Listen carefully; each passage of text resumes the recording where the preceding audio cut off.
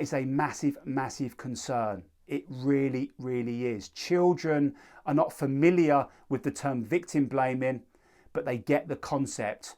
So much so that, unfortunately, taking the risk of losing their device or losing that app is preventing them from getting help. Device removal has unfortunately become one of the most common forms of discipline in many, many households. And if a child thinks that they may lose that aspects of their life, they are less likely to come forward. So please, while we're looking at the concept of getting help, please remind your children, if they spend any time online, remind them that yes, they will make mistakes. Yes, things will go wrong. They may end up talking to someone that they shouldn't be. They may send something that's backfired. They may have someone send them something that's upset them, worried them, confused them. They may do something that they now regret.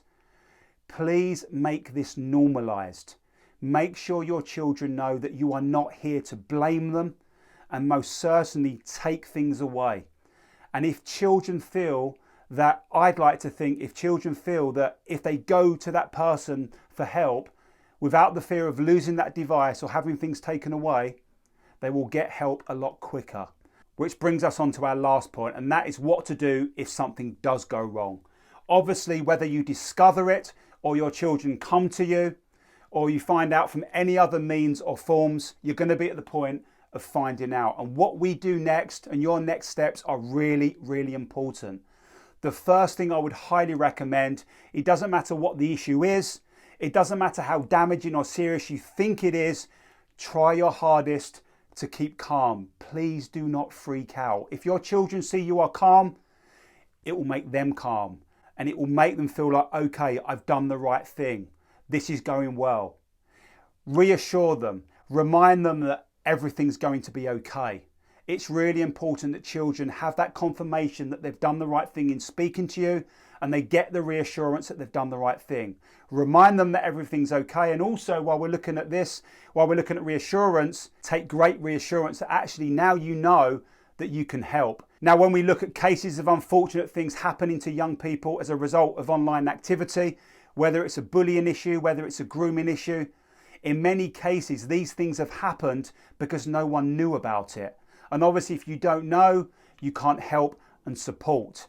You do know in this case, take great reassurance in that. Now we need to find out what we do next.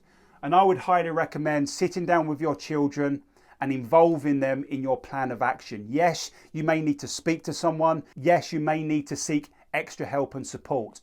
But involve your children in the process. Children do not want to hear, don't worry, leave it to me. That's going to fuel anxiety and it's going to make them question what mum and dad are going to do next. Keep them involved. Ultimately, this is about them. Keep them involved. This will really help you moving forward. And whatever you decide to do next, make sure they are happy with that. Again, it's easy to try and take over, but what we want today is a negative situation to turn positive quickly.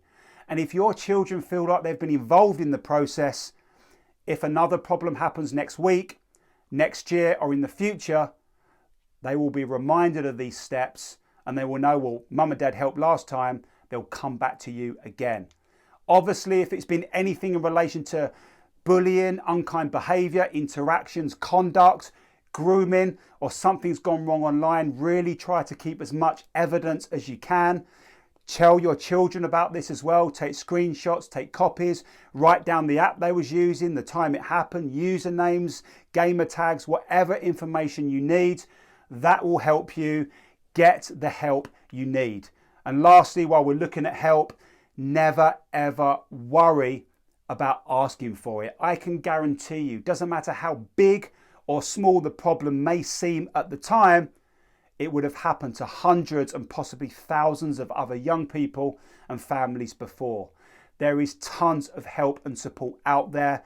The resource pack that's accompanying this video series will highlight loads of places where you can get help and support. Look at it and never be worried about asking for it. There's tons out there for you and your children.